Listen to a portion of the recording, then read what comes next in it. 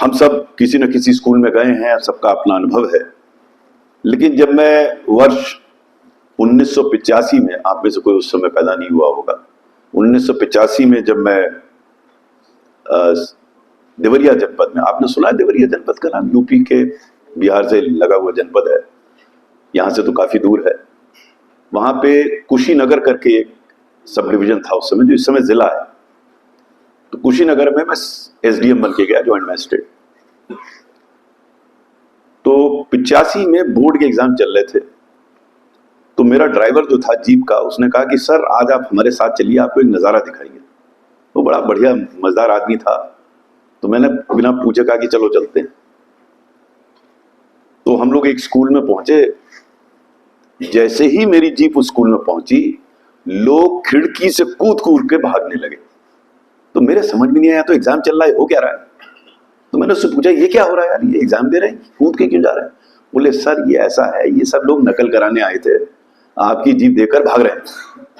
मुझे विश्वास नहीं हुआ, क्योंकि मेरी पढ़ाई जहां पर हुई थी वहां नकल तो सुना था, लेकिन इस प्रकार की नकल होती है मैंने नहीं सुना था, कि पूरा परिवार नकल कराने आया हुआ था और देखकर भागा। खैर जो होना था हुआ। अगले दिन कहता है सर आज थोड़ा और जल्दी चलेंगे। क्या हो गया? बोले सर आज आपको दूसरा तमाशा दिखाते हैं। वो अभी मैं गया था, करीब 40 साल बाद उससे मिलने गया, उस ड्राइवर से, रिटायर हो गया था वो भी।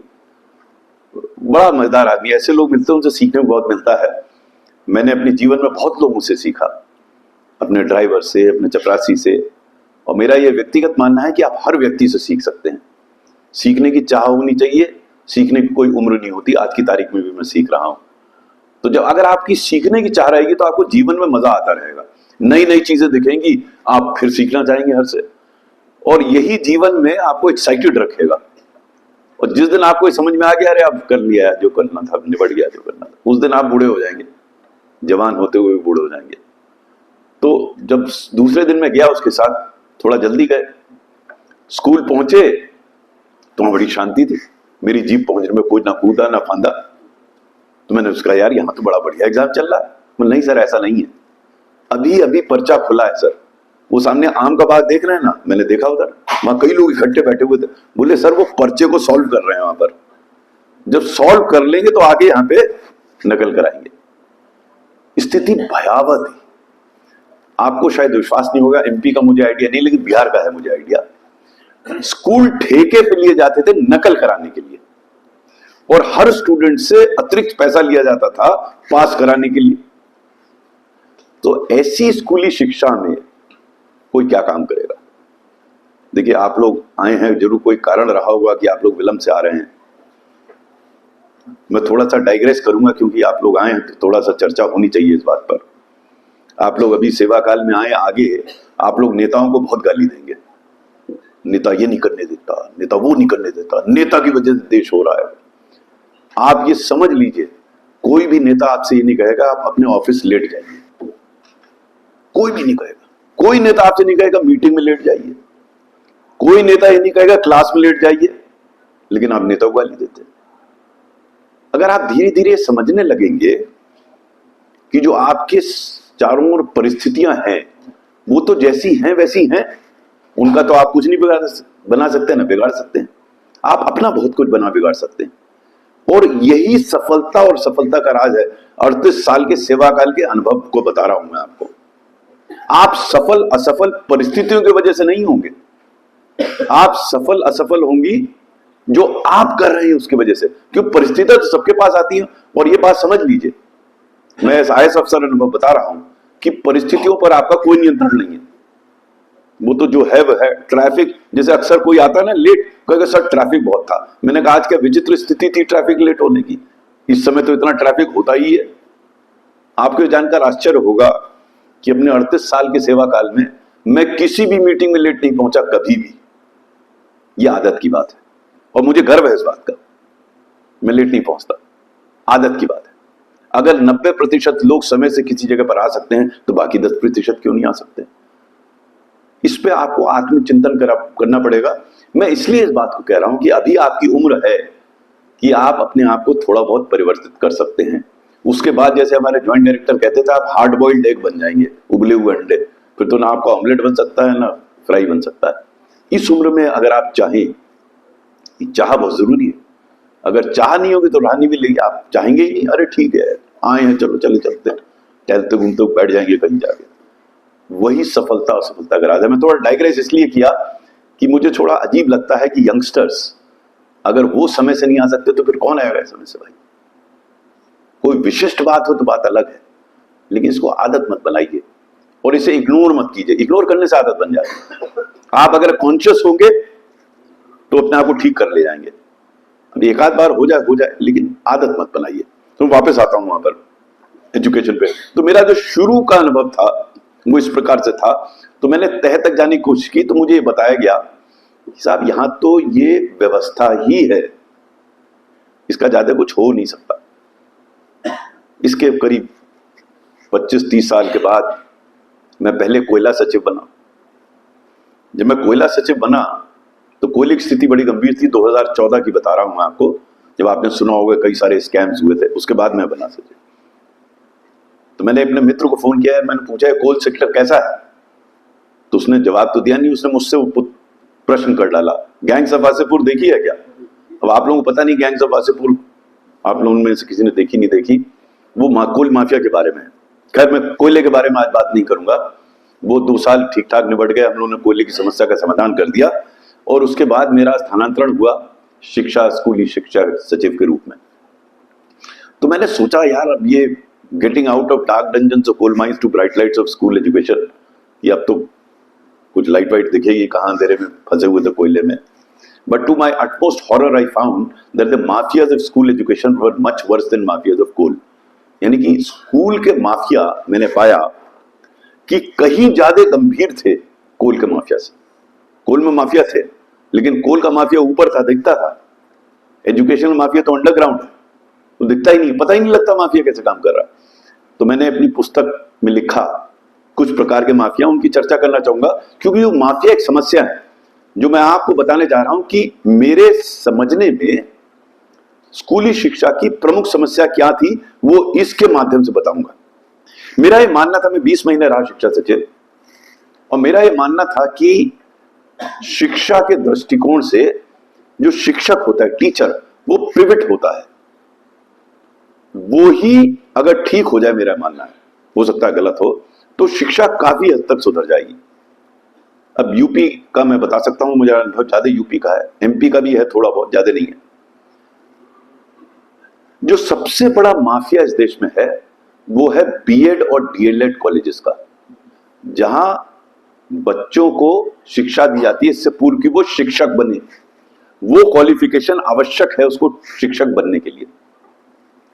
अब देखिए उसकी स्थिति क्या थी, मैं 2016 की स्थिति बता रहा हूं। एक संस्था है all India council for teachers education, national council for teacher NCT, वो इन शिक्षकों की बीएड और डीएलएड कॉलेज की व्यवस्था करते हैं।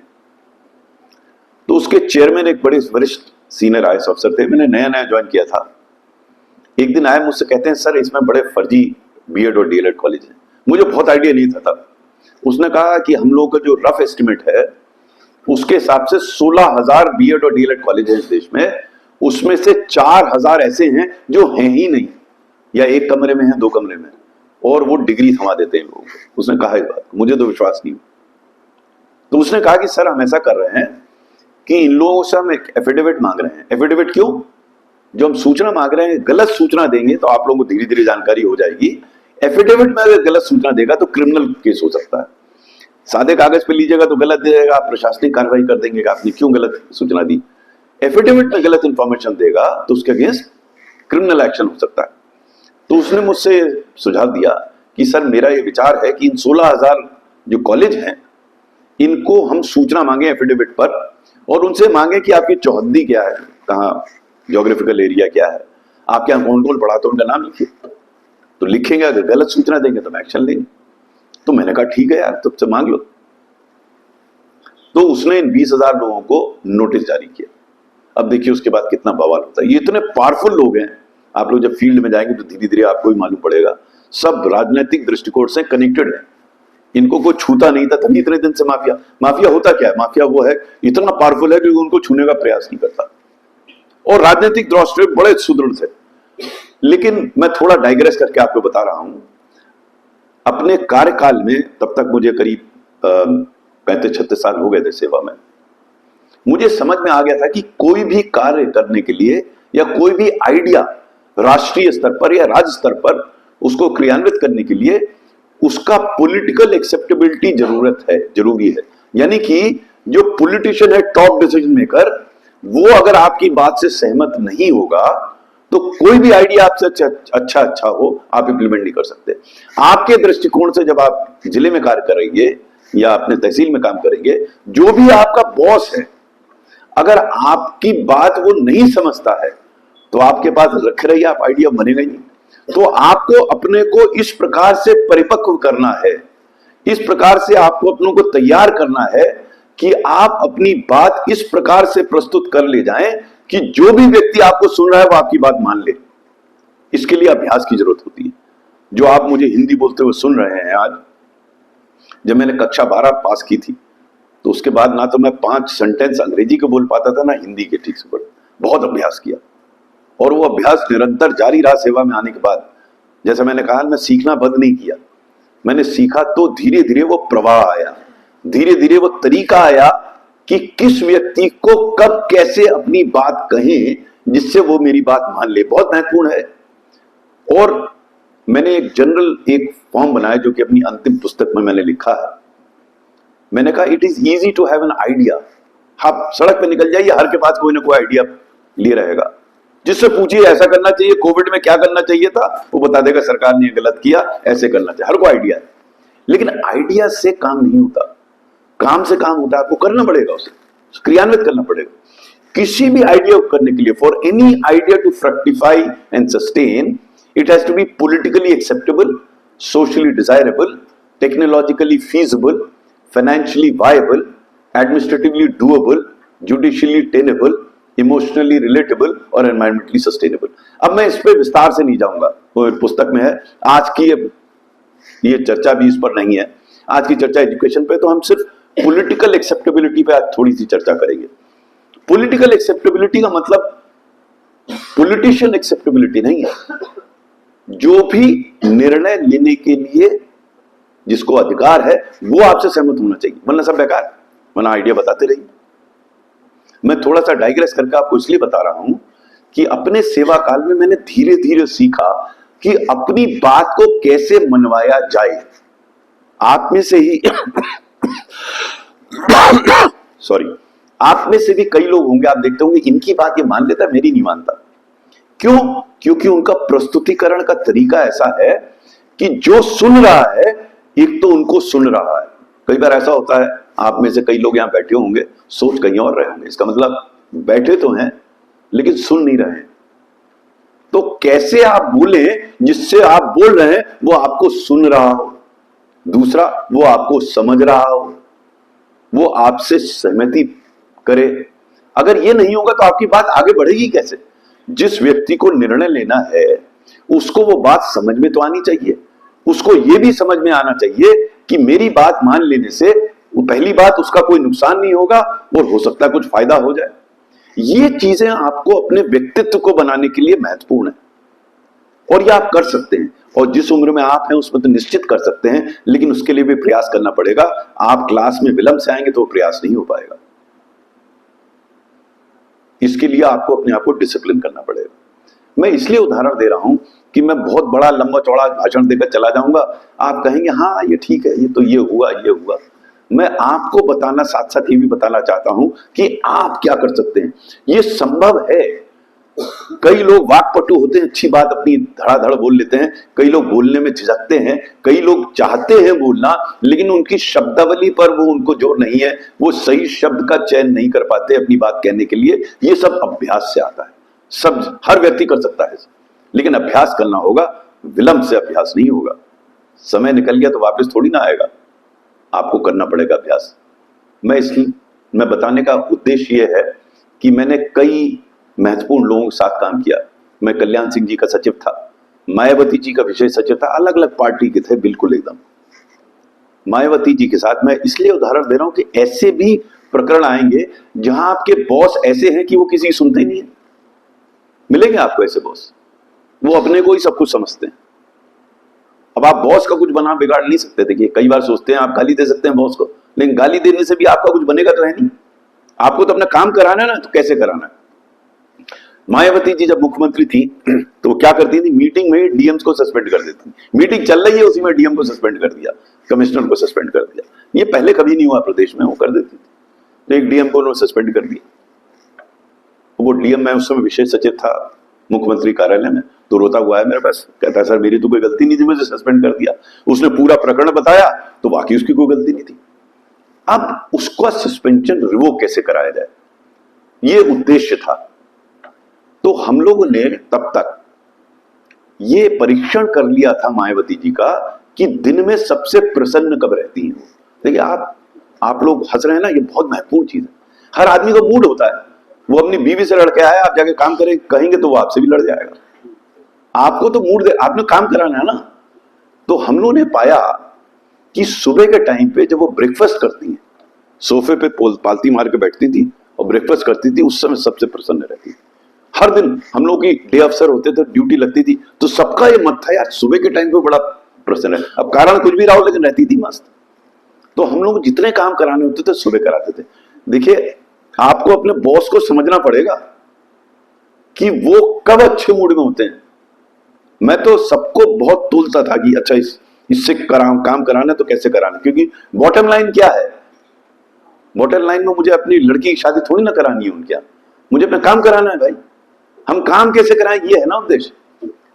तो सुबह के टाइम पे मैं पहुंचा उनके यहाँ, मैं डे अफसर था, सुबह से बड़ी खुशी। और अनिल क्या हाल है तुम्हारे? मैंने कहा मैडम बिल्कुल ठीक है। कैसा चल रहा है? मैंने बढ़िया चल रहा। फिर मैंने विषय लाया, मैंने कहा मैडम वो अफसर बड़ा अच्छा है लेकिन गलती हो गई उससे। अब कई लोगों ने, मैंने क्योंकि पुस्तक में लिखा है ऐसे, कई लोगों ने मुझे क्रिटिसाइज किया कि यार जब उसकी गलती नहीं थी तुमने कैसे कह दिया उसकी गलती थी। देखिए गलत है ना, बेसिकली गलत है। मैंने कहा देखो अगर मैं कहता था उसकी गलती नहीं है और आपकी गलती, आपने उसको सस्पेंड किया, तो मैं भी सस्पेंड हो जाता। हमें उनसे काम कराना है भाई। तो मैंने कहा मैडम हो गई गलती। बोले अरे अच्छा अधिकारी है तो गलती कैसे हो गई? अब देखिए दूसरा उत्तर देखिए, मैंने कहा मैडम किसी से भी गलती हो सकती है, मुझसे भी गलती हो सकती है, मैं नहीं कह सकता था आपसे गलती हो सकती है। ये आपको समझना पड़ेगा किस व्यक्ति से आप क्या बात कर रहे हैं। अच्छा अफसर है? मैंने कहा मैडम बहुत अच्छा। अच्छा ठीक है बहाल कर दे। 1 मिनट के अंदर उसकी बहाली हो गई। मैं इसलिए आपको ये बात बता रहा हूं कि आपको कई ऐसे मौके मिलेंगे जब आप परेशान हो जाएगा, जी बॉस है यार, सुनता है ना, करता है। लेकिन एक बात समझ के चलिए, आप इसको ध्यान रखिएगा, खराब से खराब व्यक्ति में कुछ अच्छे क्षण जरूर होते हैं, कुछ अच्छे गुण जरूर होते हैं। तभी तो रामचंद्र जी ने भेजा था लक्ष्मण को रावण के पास, भेजा था ना। क्यों भेजा था? वो तो राक्षस था लेकिन उसमें भी कुछ गुण थे। अब यहाँ पे वो घड़ी लगी है ना पीछे आपकी, इसकी बैटरी निकाल दीजिए, फिर भी दिन में 2 बार सही टाइम दिखाएगी ना। आपको समझना वो सही टाइम कब है, ये आप पे निर्भर कर रहा है, उस पर नहीं निर्भर। वो तो जो है वो है। आप सोचिए अगर आप इस गलत फहमी में है कि अपने बॉस को आप बदल देंगे तो आपकी गलत फहमी दूर नहीं होगी, वो हमेशा गलत फहमी बनी रहेगी। आप नहीं कर सकते। आपको तो उसी बॉस से काम कराना है। तो आप पे बहुत निर्भर करता है कि आप अपने आप को कैसे ढालें। ये बहुत महत्वपूर्ण बिंदु है, बहुत लोग बताते नहीं है। अक्सर सबसे आसान है ना दूसरों को गाली देना, उम्र भर यही भूल करता रहा गालिब, धूल चेहरे पे थी आईना बनता रहा, बनते रहिए आप। अगर धूल है भी आईने में तो आप कुछ, आपके उसके मलने से कुछ फर्क नहीं पड़ेगा। आपको तो अपना चेहरा साफ करना है, आपको खुद अपनी खुदी को बुलंद करना है। खुदी को कर बुलंद इतना कि हर तकदीर से पहले खुदा बंदे से कुछ पूछे, बता तेरी रजा क्या। आपको अपनी खुदी, आप खुद क्या कर सकते हैं इसकी सोचिए। आप ये समझेंगे कि हम तो कुछ कर नहीं सकते, परिस्थिति इतनी खराब है, ये है वो, तो अपने कुछ साथी को देखिए जो कर रहा है उन्हें परिस्थिति में कैसे कर रहा है। लेकिन लेट आएंगे तो आप कैसे देखेंगे? साथी तो निबट गया अपना। मैं बार बार आऊंगा लेट पे, इस विषय को तो मैं छोड़ूंगा नहीं अंत तक, है ना। आप मुझे इसी बात पे याद रखिएगा कि एक दिन क्या गलत आ गए, सर ने तो बिल्कुल एंड तक पकड़ के रखा। एक वो पिक्चर आई थी ना पड़ोसन, आप लोगों के टाइम पे नहीं पहले की थी, उसमें महमूद कहता है ना पकड़ के रखेगा जी। तो मैं तो बार बार इस थीम पे आता रहूंगा, जिससे ये 4 व्यक्ति आगे वाले किसे उसमें लेट नहीं आएंगे। याद रखिएगा इस चीज को, है ना। तो कोयले से मैं शिक्षा में आ गया, और शिक्षा में आके जब मैंने देखा जब वो चेयरमैन एनसीटी आए मेरे पास और उन्होंने कहा कि साहब ये तो गड़बड़, मैंने कहा सबको जारी कर दो, तो उसने सबको चिट्ठी जारी कर दी। साथ ही साथ मैंने क्या किया, मैं करीब 22 स्टेट्स राज्यों में गया और मुख्यमंत्रियों से मिला। अब देखिए मेहनत करनी पड़ती है, हमें उनको अग्री कराना था, क्योंकि अगर वो अग्री नहीं करते तो मेरे काम आगे नहीं बढ़ता। मैं ममता बनर्जी के यहाँ गया, योगी आदित्यनाथ जी से मिला, उस समय सिंधिया जी थी राजस्थान की मुख्यमंत्री, वहां मिला, सब मुझसे सहमत हुए। मुझे स्मरण है योगी आदित्यनाथ जी ने मुझसे कहा, उनको पता था ये, वो तो गोरखपुर के थे, बोले अनिल जी आप समस्या जो बता रहे हैं बिल्कुल सही है, लेकिन दुरूह है, कठिन, लेकिन मैं आपके साथ।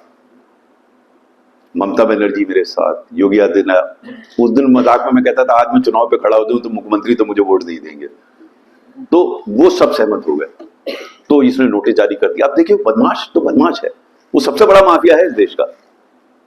वो चले गए 17 हाईकोर्ट में, 17 हाईकोर्ट में 3 हाईकोर्ट ने स्टे दे दिया। किस बात पे स्टे दिया?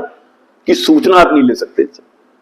तो चेयरमैन एनसीटी खुद अपीयर हुए कोर्ट में, उन्होंने कहा कि सर हम तो सिर्फ सूचना मांग रहे हैं यार, अभी तो मैंने कोई कार्रवाई नहीं की, आप सूचना रोक देंगे, हम आगे कैसे करेंगे? वो जज साहब इतने नाराज हो गए, उसके अगेंस्ट कंटेम्प्ट नोटिस जारी कर दिया और मुझे नोटिस दिया कि इनको कैसे हटाया जा सकता है। बताइए, आप समझ के चलिए कुछ भी हो सकता है। आप क्या कर सकते हैं? आप अपने ऊपर, आपका नियंत्रण सिर्फ अपने ऊपर है। कोर्ट क्या करेगा, नेता क्या करेगा, आपको कोई नियंत्रण नहीं है। खूब पटकनी देंगे आपको ये लोग, लेकिन अगर आप में दम है तो आप निकल के आगे बढ़ेंगे। ये बात मैं बताने की कोशिश कर रहा हूं आज। जब ये हुआ तो हमारे मंत्री जी जो बहुत बढ़िया, Prakash Javadekar ji is one of the finest ministers that I work with, लेकिन वो जब जुडिशरी घुस गई बीच में तो उन्होंने कहा अनिल जी छोड़िए, अब कहां इसको, कहां रहने दीजिए इसको।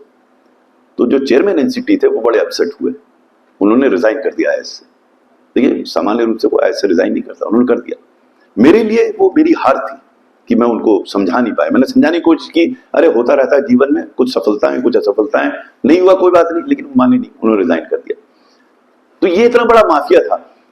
नई शिक्षा नीति में इसको ठीक करने का प्रयास किया गया, मैं इस पे आऊंगा भी। पहले थोड़ा सा माफिया बता दूं, फिर मैं इस पे आऊंगा। दूसरा माफिया, पहली चीज ये कि आपने उसको पढ़ाया नहीं, शिक्षक जो बनने जा रहा है ठीक से। उसके बाद दूसरा क्या हुआ कि जो चयन होता है टीचर्स का, आप किसी को ढूंढ रहे हैं, मैं आवाज दे देता हूं।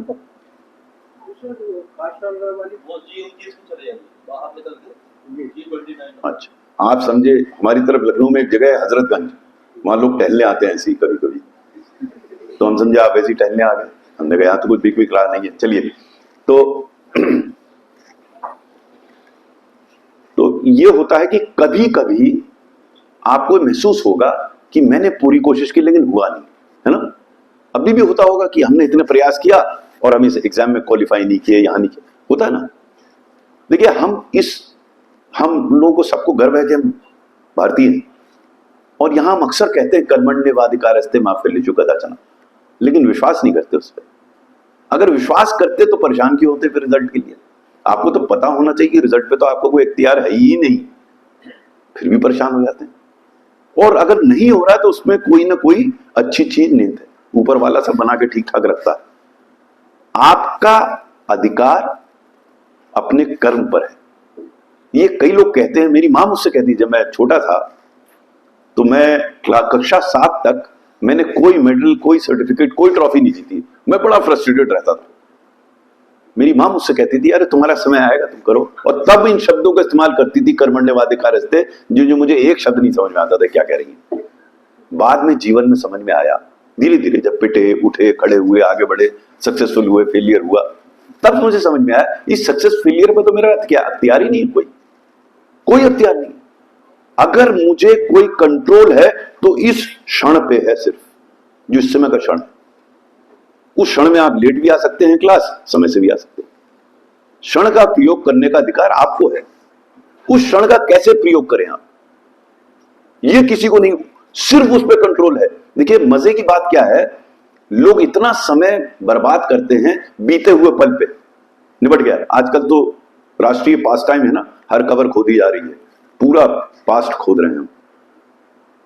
पास्ट की रेलेवेंस सिर्फ इसलिए है कि उसमें कुछ शिक्षा है हमारे लिए, लेसन्स है जो हमारे फेलियर्स हैं उनसे सीख सकते हैं। और आप यहां कोई भी बैठा हुआ व्यक्ति अपने जो भूतकाल है उसको तो परिवर्तित तो नहीं कर सकते ना, निबट गया भाई वो, आगे का पता नहीं। कितना समय हम आगे के लिए सोचते हैं, आगे क्या होगा किसी को नहीं पता। अरे जो पंडित हाथ वाथ देखते हैं उनको भी नहीं पता। मैं जब कुल सचिव बना तो मैं थोड़ा परेशान था, तो अपने एक मित्र के पास गया, मैं विश्वास तो नहीं करता था, वो बड़ा प्रकांड पंडित है राष्ट्रीय स्तर का, तो मैंने उसको अपना हाथ वाथ दिखा दिया। मैंने कहा यार कैसा रहेगा, बोले अगले 3 महीने आगे बड़े गड़बड़, बहुत परेशानी आएगी। मैंने कहा उसके बाद आदत पड़ जाएगी। उसने कुछ बताया ही नहीं। वो जानता था मुझे अंगूठी थमाएगा, मैं पहनूंगा नहीं, क्योंकि मैं कर्मयोगी हूं, मैं कर्म करूंगा, आज की सोचूंगा, बाकी जो होगा निपटा जाएगा। तो ये आप पे निर्भर करता है कि आप क्या कर रहे हैं। तो ये जो दूसरा जो प्रॉब्लम है शिक्षा में, कि जिन टीचर्स का चयन, एक तो पढ़ा लिखा नहीं है, बीएड वैसे ही पास कर दिया, उसका चयन की जो प्रक्रिया है वो इतनी डिफेक्टिव है कि आप सही व्यवस्था कर दे धनराशि की तो आप टीचर बन जाएंगे। आप लोगों को पता नहीं पता कि एक मुख्यमंत्री जेल में रहे काफी दिन इस चक्कर में।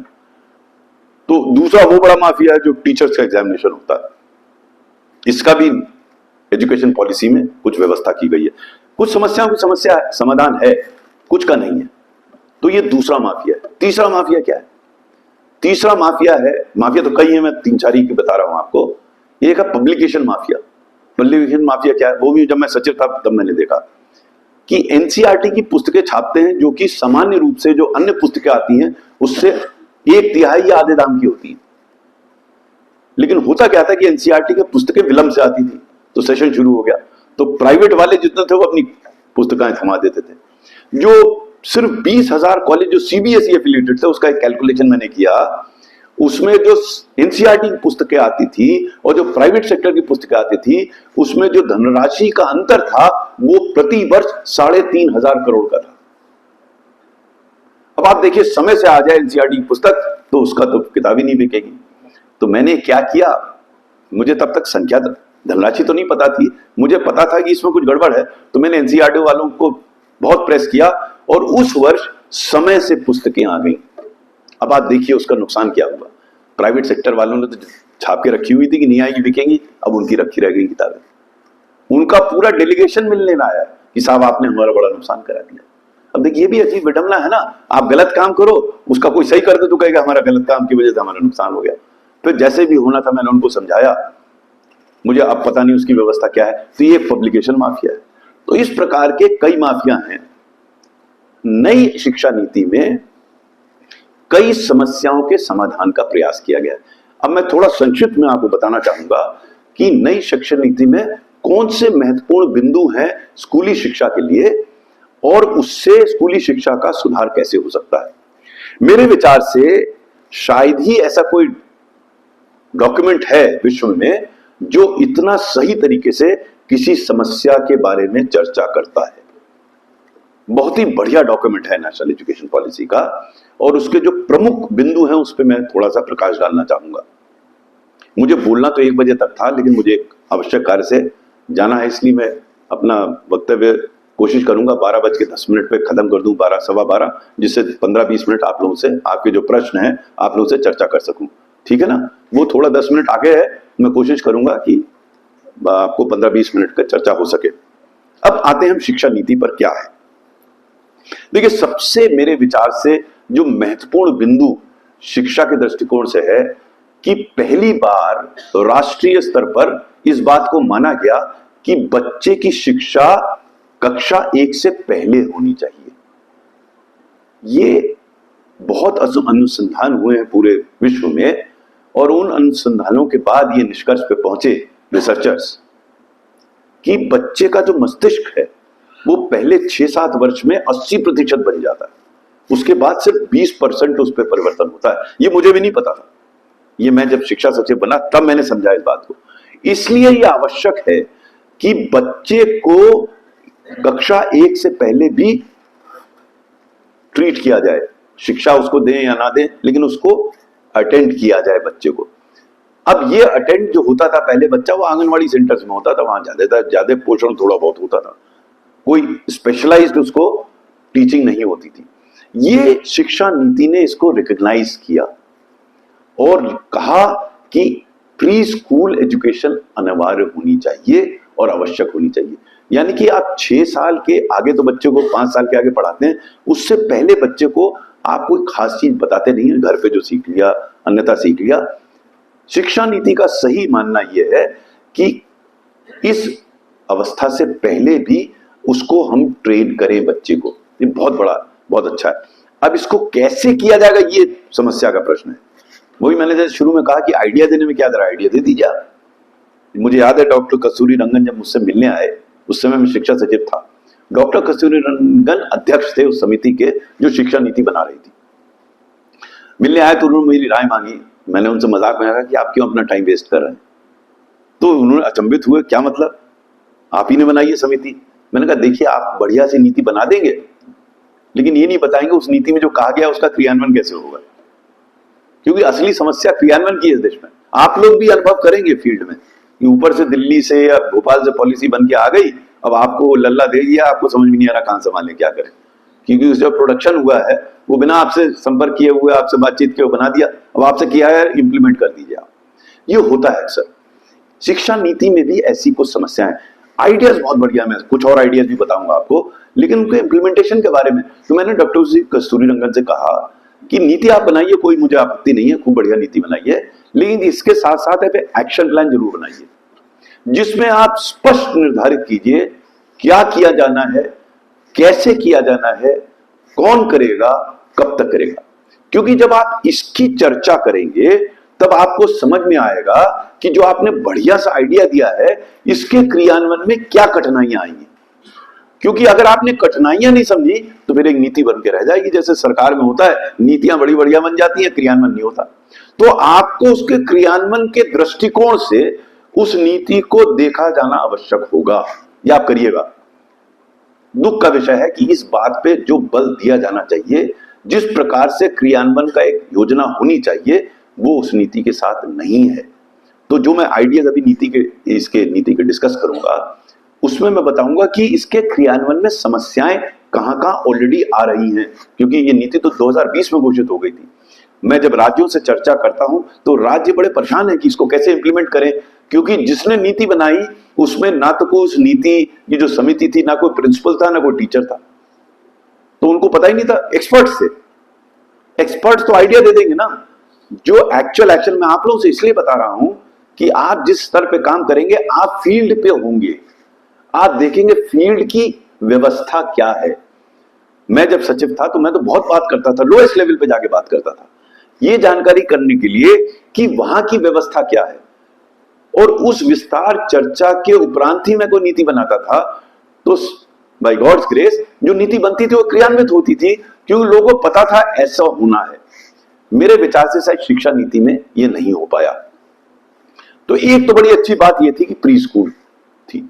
दूसरा एक बहुत अच्छा था, वो था जो मैंने आपको बताया बीएड और डीएड कॉलेजेस वाला। बड़ी अच्छी व्यवस्था की है। शिक्षा नीति ये कहती है कि वर्तमान में बीएड की कॉलेज की ट्रेनिंग 1 साल की होती है, बहुत जगह 2 साल की होती है। अब वो कह रहे हैं बीएड की ट्रेनिंग 4 साल की होगी। बच्चे को निर्णय कक्षा 12 के बाद लेना होगा कि वो शिक्षक बनना चाहता है या नहीं। आज की तारीख में होता यह था कि वो आईएएस पीसीएस सब बैठ लिया, कहीं नहीं आया तो उसने कहा टीचर बन लेते हैं। तो बाय डिफॉल्ट लास्ट प्रेफरेंस रहती थी। ये जो रिकमेंडेशन है, इसके फलस्वरूप बच्चे को निर्णय कक्षा 12 के बाद लेना पड़ेगा, क्योंकि जैसे इंजीनियरिंग की 4 साल की होती है, अब बीए की भी 4 साल होगी, ऐसे बीएड की भी 4 साल की होगा कोर्स। तो एक तो ये लाभ होगा। दूसरा लाभ क्या होगा, ये जितने फर्जी 4000 जो समय थे, अब शायद बढ़ गए हो घट गए हो, जितने थे उनको फिर से रजिस्ट्रेशन कराना पड़ेगा, उनको फिर से अपनी चौहद्दी देनी पड़ेगी। तो जो सूचना ना देने के लिए वो कोर्ट गए थे, अब उनको परफोर्स देनी पड़ेगी, क्योंकि उनको 4 साल का कोर्स चलाना है। तो उस समस्या का समाधान नीति में किया गया है। इसी तरह शिक्षकों का जो चयन है उसकी व्यवस्था के बारे में भी नीति में कहा गया है कि इसको आप सेंट्रलाइज रिक्रूटमेंट कीजिए। देखिए, जितना डिसेंट्रलाइज रिक्रूटमेंट करेंगे वहां उतना ही राजनीतिक और अन्य दबाव होगा किसी व्यक्ति को चयन करने के लिए। यूपीएससी की जो परीक्षा होती है उसमें कोई दबाव नहीं होता, क्योंकि करते हुए स्टेट के लिए, करते सेंट्रल गवर्नमेंट में, तो कहां से दबाव आएगा। तो चयन, मेरा यह व्यक्तिगत मानना है कि चयन की प्रक्रिया जितनी दूर होगी जहां पे उसे कार्य करना है, उतना दबाव कम आएगा। ये व्यवस्था इस नीति में की गई है। एक आध और बड़े अच्छे इसमें प्रोविजन है। सामान्य रूप से हमारे देश में जो कार्य दिमाग से किया जाता है उसको हम जाते उच्च मानते हैं, जो हाथ से किया जाता है उसको नीचा मानते हैं। इसी वजह से इस देश में जिन्हें कितने लोग बीए एमए कर लेते हैं, उनको पता नहीं नौकरी करेंगे क्या करेंगे, हिस्ट्री में, इकोनॉमिक्स में, आगे कुछ पता नहीं, बीए कर रहा है, आगे क्या करेगा। वोकेशनल ट्रेनिंग जो है उसको महत्व इसलिए नहीं दिया जा रहा था, पहली चीज कि समाज में उसको थोड़ा नीचे माना जाता था, और दूसरा वोकेशनल ट्रेनिंग के सब्जेक्ट्स ही उपलब्ध नहीं थे। तो ये जो नीति आई है बड़ी बढ़िया नीति है, उसमें वोकेशनल ट्रेनिंग को उसी लेवल पर रखा गया है। बेटा हमारे लिए ये नहीं, आप एक गिलास गर्म पानी ला दो बस, खूब अच्छा, इसको ले जाओ, खोला के गर्म पानी ले आओ। तो इसमें वोकेशनल, इसको रहने दो, ले जाओ पूरा, ये भी ले जाओ, बस एक गिलास गर्म पानी ले आओ, ठीक है। तो वोकेशनल ट्रेनिंग को उसी पेडेस्टल पे ले आए हैं, ह्यूमैनिटीज, साइंस, कॉमर्स, वैसे ही आप सब्जेक्ट ले सकते हैं। ये बहुत बड़ा मूवमेंट है, जिससे लोगों को इस बात की फीलिंग नहीं होगी कि मैं लोअर लेवल पे कहीं वोकेशनल ट्रेनिंग करने जा रहा हूं। ये बहुत बढ़िया डिसीजन है इसका। इसी तरीके से इस नीति में एक आध और बड़े अच्छे निर्णय हैं। एक सजेशन ये है कि किसी व्यक्ति को अगर वो साइंस से कर रहा है और वो साथ साथ हिस्ट्री भी पढ़ना चाहता है, या ज्योग्राफी पढ़ना चाहता है, इकोनॉमिक्स पढ़ना चाहता है, वो साथ में पढ़ सकता है। यानी कि अब कंपोजिट कर दिया, ऐसा नहीं कि कक्षा 9 में आके आपने सिर्फ साइंस में निकल गए, आप जा ही नहीं सकते। अगर आपका इंटरेस्ट है तो आप कॉम्बिनेशन ले सकते हैं। तो फ्लेक्सिबिलिटी बच्चों को दी गई है। उसी तरह बीए जिसको, या ग्रेजुएशन, उसको 4 साल का किया गया है। उसमें आपसे कहा गया आप 2 साल बाद छोड़ दीजिए तो सर्टिफिकेट मिल जाएगा, 3 साल बाद छोड़ दिए तो डिप्लोमा मिल जाएगा, 4 साल बाद करेंगे तो आपको डिग्री मिलेगी। तो आप किसी लेवल पर छोड़ सकते हैं, फिर आप दूसरी जगह चले जाइए। ऐसा नहीं है कि अभी ये होता था ना, बीच में आपने छोड़ दिया तो कुछ नहीं आपके पास, 2 साल में आपको सर्टिफिकेट मिल जाएगा, उसके बाद आप कहीं बीएससी करके आप इंजीनियरिंग में जा रहे हैं, कुछ भी कर रहे हैं, तो एक सर्टिफिकेट आपके पास रहेगा, 3 साल का डिप्लोमा रहेगा। तो कई बड़ी अच्छी चीजें हैं इसमें। अब समस्या क्या है इसमें? मेरे विचार से जो प्रमुख समस्या मुझे इस नीति में लगती है, हम वो जो 8 मैंने डायमेंशन बताए थे ना आपको, पॉलिटिकली एक्सेप्टेबल हो, सोशली डिजायरेबल हो, मैं किसी भी आइडिया को अब इन 8 मापदंडों में नापता हूं। अब शिक्षा नीति को इन 8 मापदंडों में नापने का प्रयास करें। क्या यह शिक्षा नीति पॉलिटिकली एक्सेप्टेबल है? जी हां है, वो तो कैबिनेट ने पास किया है। अगर कैबिनेट ने पास किया तो पॉलिटिकली एक्सेप्टेबल होगी। इससे अधिक और सबसे बड़ी संस्था एडमिनिस्ट्रेशन की होती है कैबिनेट, और ज्यादातर स्टेट्स ने भी पास कर दिया, स्टेट कैबिनेट ने। तो पॉलिटिकली, शुक्रिया,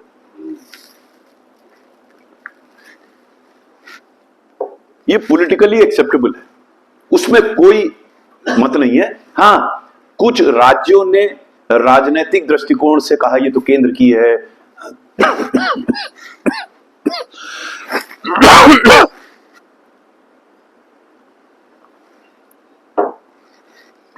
ये केंद्र सरकार की है तो हम इसे नहीं मानते, कुछ ने कहा है, पर वो चलता रहता है।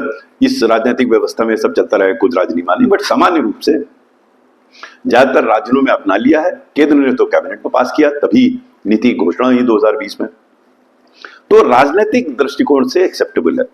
अब दूसरा बिंदु आता है सोशली डिजायरेबल। सोशली डिजायरेबल का मतलब यह है कि आपके मत में ये हितकारी है या नहीं। कई बार सरकार ऐसे निर्णय लेती, जानती है इनके हित में नहीं, फिर भी करती है, लेकिन ये हितकारी है, इसमें कोई शक की बात नहीं है। सोशली डिजायरेबल है, इमोशनली रिलेटेबल है। ये महत्वपूर्ण है। मैं इसलिए बता रहा हूं आपको कि आप किसी स्तर पे काम कर रहे हैं, प्रदेश में आप काम करेंगे, आप जिसको बताने जा रहे हैं काम करने के लिए, उसको समझ में आना चाहिए उस विचार की उपादेयता, यानी कि उसके लिए कैसे उपयोगी है जिससे आप कराने जा रहे हैं। कोई भी लाभ आप किसी को देने चाहते हैं, तो अगर उसको समझ में नहीं आएगा उसके लिए लाभकारी है, जैसे पोलियो पिल्स होती हैं, पोलियो ड्रॉप्स होती है ना, आप पोलियो ड्रॉप देने जाए, वो कहेगा, जब उसको समझ में नहीं आएगा जिसको आप दे रही हैं कि उसके लिए लाभकारी, तो अपने बच्चे को नहीं लेने देगा पोलियो पिल्स। तो आपको बताना पड़ेगा उसको कि आपके लिए लाभकारी है। यानी आप तो समझ रहे हैं, यानी सोशली डिजायरेबल है, आप समझ रहे हैं इन पोलियो की ड्रॉप से इन बच्चों को फायदा होगा, आगे पोलियो नहीं होगा। लेकिन जिस मां के बच्चों को आप देने जा रहे हैं उसको समझाना भी जरूरी है, वो इमोशनल रिलेटेबिलिटी है। मेरे विचार से शिक्षा नीति भी इमोशनली रिलेटेबल है, क्योंकि बाय एंड लार्ज लोगों को समझ में आ गया है कि इस शिक्षा नीति से उनको लाभ होगा। इसमें जुडिशियल टेनेबिलिटी की कोई बात नहीं है, क्योंकि कोई कोर्ट में गया है नहीं है, ना कोई जाएगा, तो उसमें भी समस्या नहीं। एनवायरमेंटली सस्टेनेबल है, उसमें एनवायरमेंट की भी बात कही गई है, तो उसका भी समस्या नहीं है। समस्या कहां है? समस्या है फाइनेंशियल वायबिलिटी में, यानी कि वित्तीय दृष्टिकोण से क्या यह वायबल है। मेरे विचार से इसमें एक गंभीर समस्या है। जो शिक्षा नीति है वो कहती है कि जो उसमें रिकमेंडेशंस दी गई हैं उनको क्रियान्वित करने के लिए जीडीपी का 6% धनराशि की आवश्यकता होगी।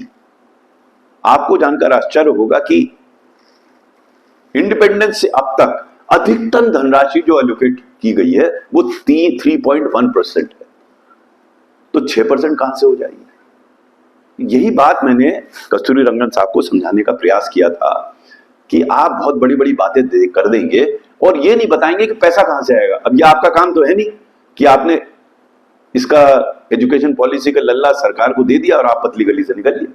आप ये भी तो बताएंगे पैसा आएगा कहां से। अगर शायद वो एक्शन प्लान बनाते तो इस पे भी चर्चा करते कि जो अतिरिक्त धनराशि चाहिए शिक्षा के लिए वो कहां से आएगी। देखिए, हर सरकार की प्रायोरिटीज होती हैं, उन प्रायोरिटीज में मतलब विडंबना है शिक्षा नीचे होती है। क्यों होती है नीचे? मैंने इस पे भी बहुत विचार किया जब मैं शिक्षा सचिव था कि इतना महत्वपूर्ण विषय है, इस पे कोई भी सरकार हो, राजनीतिक दल से मतलब नहीं, कोई इसको इंपॉर्टेंस नहीं देती शिक्षा को। क्यों नहीं देती? इसलिए नहीं देती कि शिक्षा का जो नुकसान होगा, अशिक्षा का नुकसान होगा, वो आज से 10 साल बाद होगा। उसकी तो आज की जरूरत है, वो आज के लिए जो करना है, 10,000 रुपए बांटना होगा तो 10,000 रुपए बांटेगी हर को, मूर्ति बनाना होगा तो मूर्ति बनाएगी सरकार, क्योंकि उससे तुरंत वोट मिल रहा है। शिक्षा से कहां वोट मिल रहा है? आप पैसे दीजिए ना दीजिए, चलती रहेगी शिक्षा। तो मुझे नहीं लगता इतनी धनराशि देगी। मैंने दूसरी बात यह भी कही कि मान लीजिए आपने इतनी सारी रिकमेंडेशन दी, अगर मैं होता आपकी जगह तो मैं कहता कि अगर 6% नहीं उपलब्ध हो पाएगी और 5% होगी तो जो आपने रिकमेंडेशन दी है उसकी प्रायोरिटीज कौन सी होंगी? 4% मिलेगा तो उसकी प्रायोरिटीज क्या होंगी? 3% मिलेगा तो उसकी प्रायोरिटीज। यानी कि आप ये डिसाइड करने का प्रयास कीजिए कि जो आपने रिकमेंडेशन दिया है इसकी हायरार्की क्या है इसकी। जैसे मेरा व्यक्तिगत मानना यह है, जो मेरा थोड़ा बहुत अनुभव है, कि शिक्षकों के संबंध में यानी कि टीचर्स के संबंध में जो रिकमेंडेशन दी गई है पॉलिसी में, उनमें बहुत धनराशि की आवश्यकता नहीं है। उदाहरण के तौर पर कि अगर आपको बीएड और डीएलएड कॉलेज की व्यवस्था ठीक करनी है तो उसमें खर्चा कहां है? वो तो व्यवस्था का प्रश्न है ना। वो तो प्राइवेट और पब्लिक की जो कॉलेजेस हैं उनको ठीक करना है, उसमें थोड़ा बहुत सरकारी कॉलेजेस में आएगा, बाकी प्राइवेट वाले तो अपना खर्चा करेंगे। खर्चा कहां?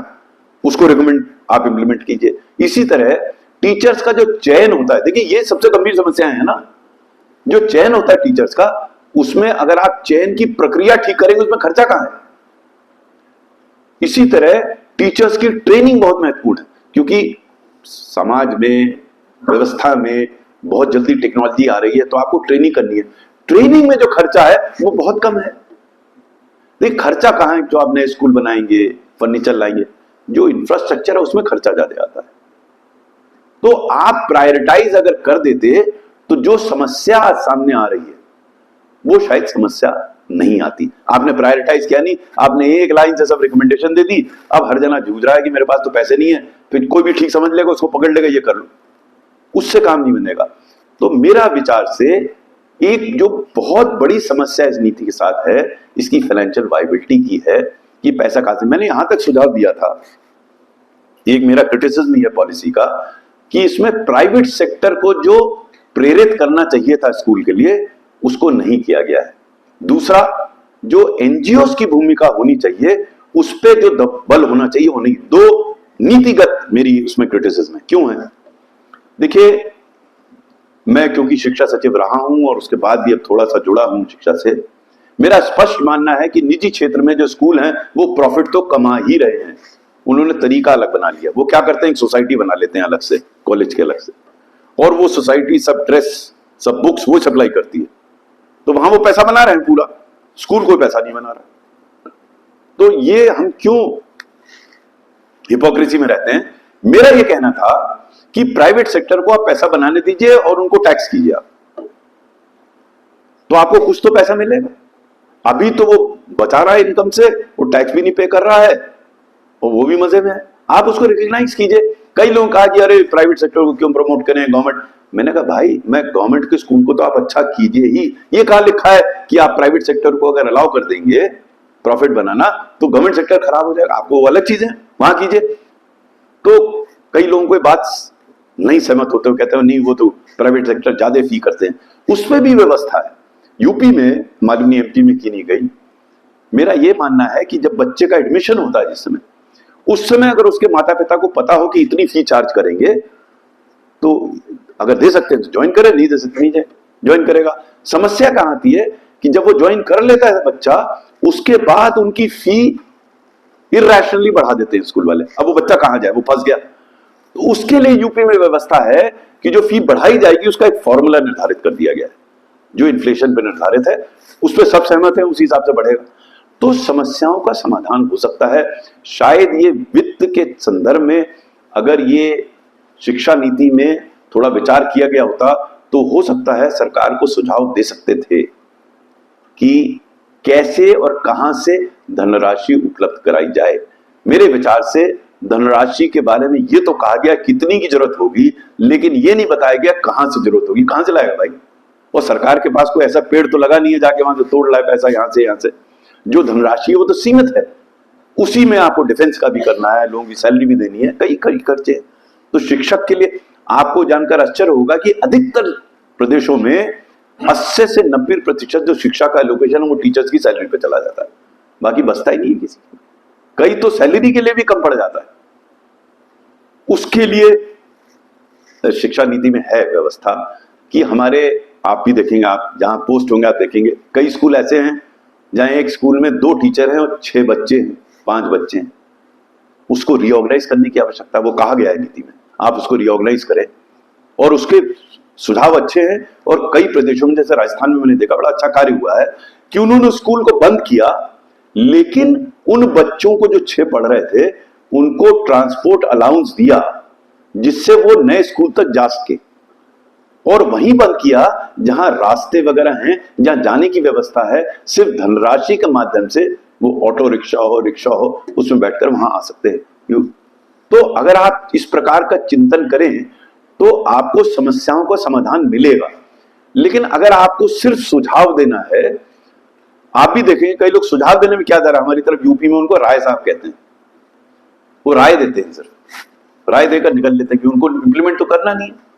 खूब अच्छी राय दे देंगे, अब वो आप पकड़ेंगे उसको कैसे करें। जब आप इंप्लीमेंटेशन पे जाएंगे तब आपको समझ में आएगी इसमें वित्तीय समस्या क्या है, अन्य समस्या क्या है। एक दूसरा जो महत्वपूर्ण बिंदु है जिसपे पॉलिसी ने शायद रिकमेंडेशन अच्छी की है, लेकिन शायद ध्यान जो दिया जाना चाहिए था उन्होंने नहीं किया है, वो क्या है? किसी भी कार्य को करने के लिए व्यक्तियों की जरूरत है, ह्यूमन रिसोर्स की जरूरत होती है। तो जैसा मैंने शुरू में आपको बताया, एक बड़ा अच्छा आइडिया दिया है।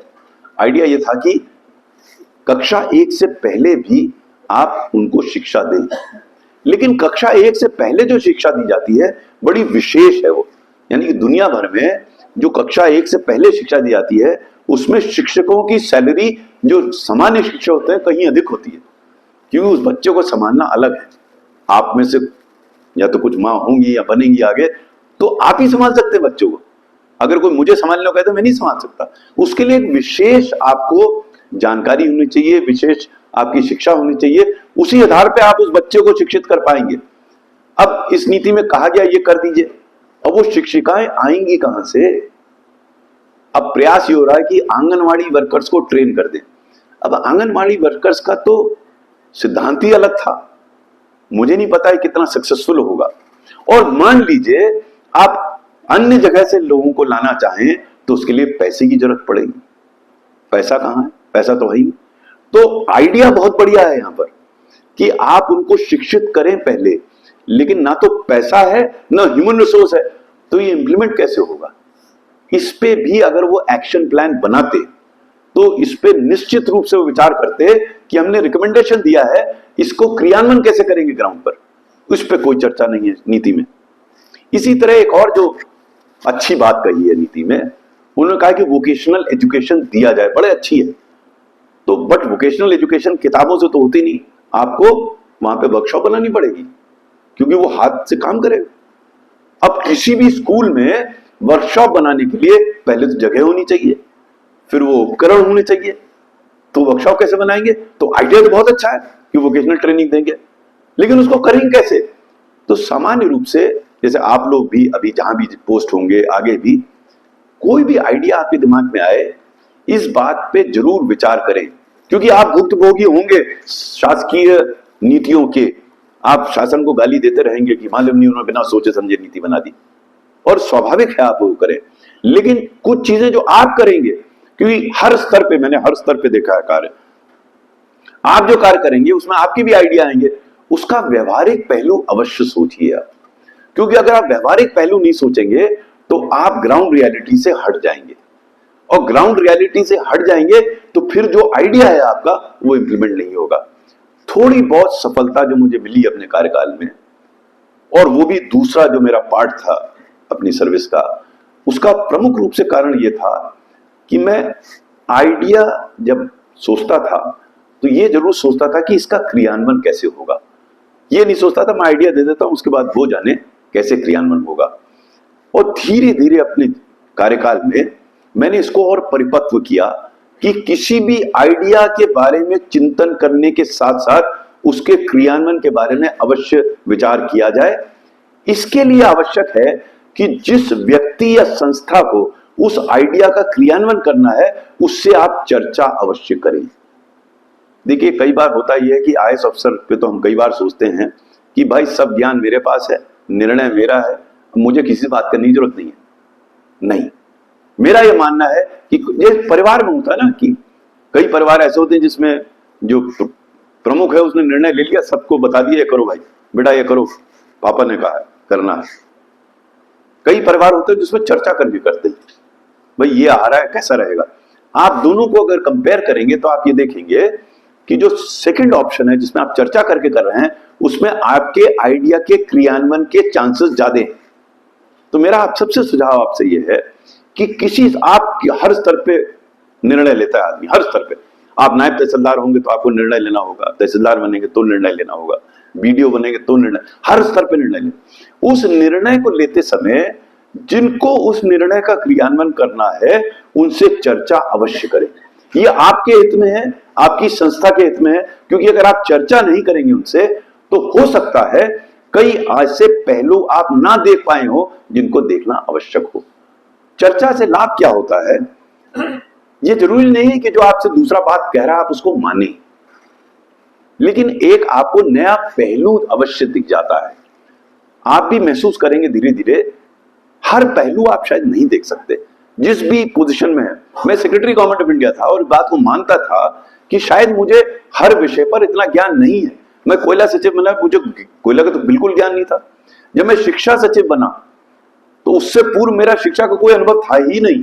मैं तो मजाक में अक्सर कहता था कि probably the government was looking for the most illiterate and uneducated civil servant and they found that in Mr. Anil Swarup। लेकिन मेरी आदत जैसी थी और आज भी है, मैं सीखता था। मैं टीचर्स के साथ बैठा, प्रिंसिपल्स के साथ बैठा, समझने के लिए कि आपकी समस्या क्या है, और ना केवल समस्या, उस समस्या का समाधान कैसे किया जाए।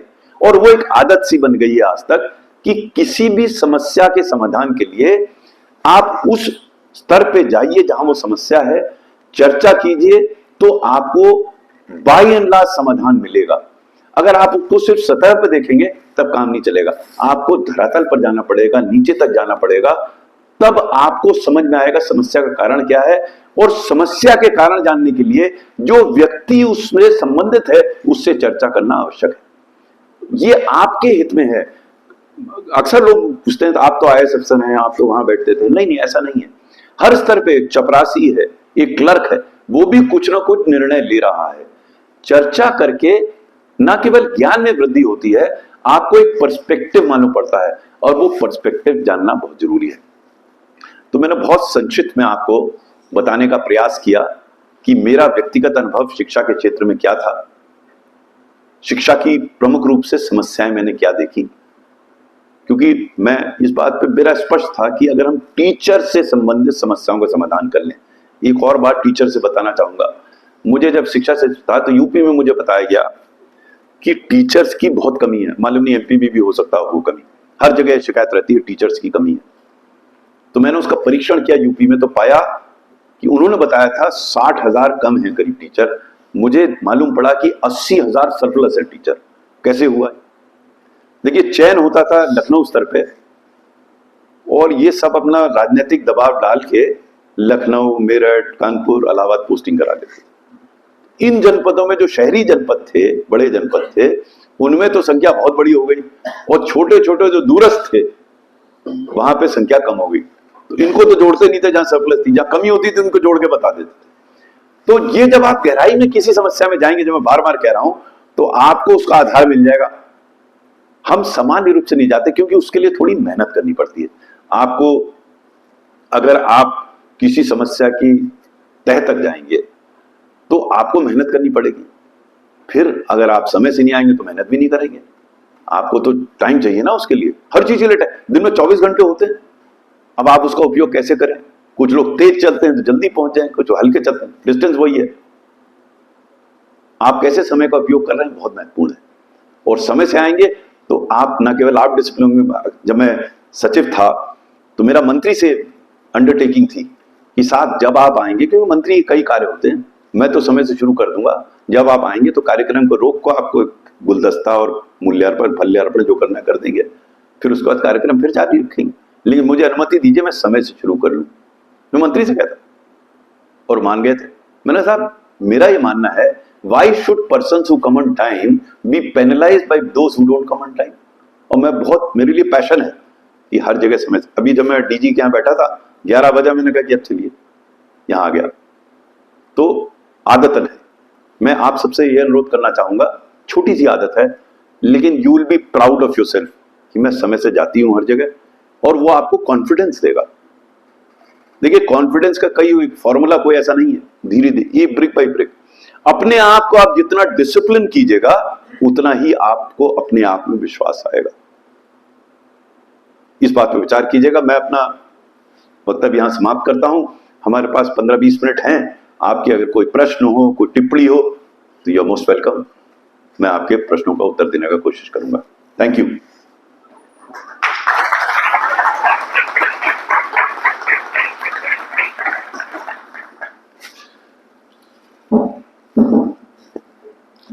जी हाँ, बताइए। माइक देंगे उधर? अच्छा, आपको एक, इससे पहले आप प्रश्न करें, ये मेरी 2 लिखी हुई पुस्तकें हैं, जो सबसे अच्छा प्रश्न करेंगे उनको दी जाएंगी ये 2 प्रश्न। तो एक इंसेंटिव है आपके लिए। मेरा प्रश्न है, कोचिंग संस्थाओं के प्रति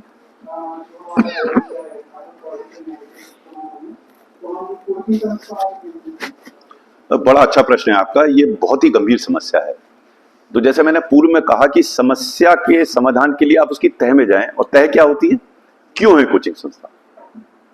कोचिंग संस्था प्रमुख रूप से इस वजह से है कि जो आपको क्लास में पढ़ाया जा रहा है वो इम्तिहान में आ नहीं रहा है। तो आप क्लास में तो पढ़ेंगे नहीं, वहां पढ़ेंगे। तो मेरा कार्यकाल कम था, लेकिन मैंने आईआईटी के लोगों से कुछ बातचीत की। मैंने कहा, बताइए, सैट और कैट की जो परीक्षाएं उसमें तो कोचिंग होती नहीं, ये कैसे है? बोले, वो जो प्रश्न करते हैं उसकी कोचिंग हो ही नहीं सकती।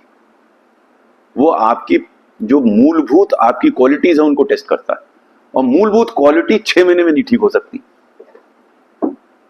तो उसका प्रयास होना आवश्यक है।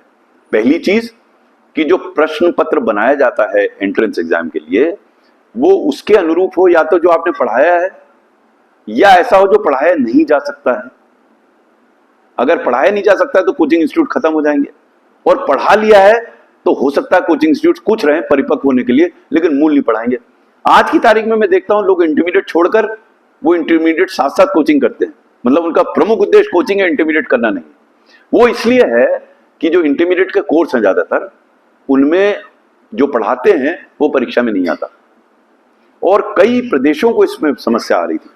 मुझे याद है कि जम्मू एंड कश्मीर जो था, ये 2016 की बता रहा हूं, जम्मू एंड कश्मीर में एनसीईआरटी का सिलेबस नहीं चलता है, जो नेशनल सिलेबस है, वो अपना लोकल चलाते थे। और कई लोगों ने प्रयास किया कि वो एनसीईआरटी का सिलेबस ले, ये मैंने पुस्तक में लिखा है एक चैप्टर में। तो मैं उनकी मुख्यमंत्री से मिलने गया, महबूबा मुफ्ती थी उस समय। तो मैंने जाके जो चर्चा शुरू की वो इस प्रकार से शुरू की कि आपके यहां से ज्यादा लोग नीट और जेई में क्वालिफाई नहीं करते हैं, आपने कभी सोचा क्यों? बोले हाँ अनिल जी, तो बहुत हमारे आते ही नहीं। तो मैंने कहा आपने कोई कारण सोचा होगा इसका? नहीं, कारण तो नहीं पता, लेकिन आते नहीं है। मैंने कहा मैडम, जो आप पढ़ाती हैं वो अलग है और नीट के एग्जाम में जो आता है वो अलग है। अब आप पढ़ाएंगे नहीं तो कैसे आएगा वो? या तो कोचिंग इंस्टीट्यूट ज्वाइन करें, और वहां इतने कोचिंग इंस्टीट्यूट है नहीं कि वो करे। तो मैंने कहा मैं सुझाव दे रहा हूं आपको, आप एनसीईआरटी का सिलेबस अपनाइए तो कुछ संख्या बढ़नी शुरू होगी। बोले हाँ, ये तो बड़ा अच्छा आइडिया। अगले दिन मेरी एनसीईआरटी की टीम श्रीनगर में बैठी थी और पूरी they switched over to NCERT syllabus. मेरा कहने का तात्पर्य यह है कि आपने बहुत महत्वपूर्ण समस्या बताई। किसी भी समस्या के आप वाई में जब तक नहीं जाएंगे या क्यों है, तब तक उसका समाधान नहीं मिलेगा। मेरे विचार से इसका समाधान है। अब उसमें दूसरी समस्या क्या आती है कि जितने कोचिंग इंस्टीट्यूट हैं, बड़ी पॉलिटिकल कनेक्शन है इनका, इनको आसानी से आप नहीं छोड़ सकते। लेकिन जैसे हमने उस केस में किया बीएड और डीएलएड कॉलेजेस में, अगर आप मुख्यमंत्रियों से बात करें तो सहमत होंगे और हो सकता है।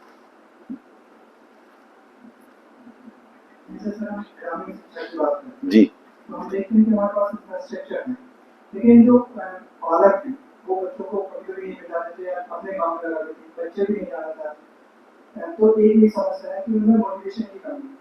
दूसरी समस्या है कि शिक्षक भी है लेकिन वो पढ़ाना नहीं चाहते, स्कूल जाते हैं, ऑफिस में बैठ के आ जाते हैं। हम उनको कैसे मोटिवेट करें, क्योंकि इसमें संसाधन है हमारे पास, लेकिन जो हमारा मोटिव है शिक्षक का वो पूर्ण नहीं है।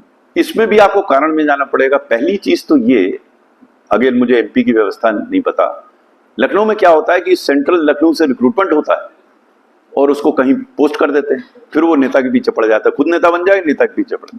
मेरा इसमें सुझाव ये था कि जो शिक्षक की पोस्टिंग है वो ट्रेजरी ऑफिसर या डिस्ट्रिक्ट मजिस्ट्रेट या एसपी की तो है नहीं कि उसका वेस्टेड इंटरेस्ट बन जाएगा।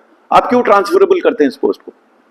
आप उस स्कूल के लिए चयनित कीजिए उस व्यक्ति को, और लोकल या आसपास के व्यक्ति को लीजिए, तो वहीं का व्यक्ति होगा, रिस्पॉन्सिबल होगा लोगों के लिए। मुझे स्मरण है कि आज की तारीख में भी मैं अपने पुराने स्कूल जो अब जीवित है हमारे शिक्षक, उनके जाके पैर छूटता हूं उसी स्कूल में। क्यों? वही है। सरकारी में क्या है, वो ट्रांसफर हो जाता है और पता ही नहीं उसको धरातल उसका कहां है। उसको आप ओनरशिप दीजिए वहां पर, वो इस बात पे गर्व करे मेरा स्कूल है, इस बात पे गर्व करे कि 20 साल पहले जो मेरा छात्र निकला था आज वो डिप्टी कलेक्टर है, वो तो हम जब तक गर्व से उसको एसोसिएट नहीं करेंगे, अगर मुझे 3 साल रहना वहां पर तो मैं गर्व से कैसे एसोसिएट करूंगा? दूसरे स्कूल में चला जाऊंगा। मेरा ये एसोसिएशन, शिक्षा में एसोसिएशन बहुत महत्वपूर्ण होता है, वो एसोसिएशन स्थापित करना है। कई मुख्यमंत्री मुझसे सहमत थे। अब वो मैंने कहा ना कि समय मेरे पास कम था शिक्षा में, वरना मैं कुछ को समझा ले जाता कि आप इसका रिक्रूटमेंट जो है सेंट्रली कीजिए, लेकिन कीजिए उस स्कूल के लिए, और प्रयास ही कीजिए लोकल वाला कोई रिक्रूट हो वहां पर, तो होगा उसका वेस्टेड इंटरेस्ट। दूसरा, मेरा अभी ये मानना है, और मेरा भी फील्ड में गया हूं, कि माता पिता बच्चे को अपना शिक्षा देना चाहते हैं। बहुत ही कम लोग ऐसे हैं कि उसको कई और काम में लगाएंगे। मेरा, हो सकता है मैं गलत हूं, लेकिन मेरा अनुभव ये बताता है कि अब चाहते हैं वो बच्चा पढ़े, पहले की तरह नहीं है, तो वो तो चाहेंगे। यहां तक की करते हैं कि क्योंकि सरकारी स्कूल अच्छा नहीं होगी, private so called convent school में एडमिट कराते हैं, ज्यादा फी देते हैं। क्यों देते हैं ज्यादा फी? क्यों? पढ़ाना चाहते हैं। अब वो पढ़ाते नहीं है अलग बात है शिक्षक, लेकिन माता पिता आज की तारीख में चाहते हैं पढ़ाना। ठीक है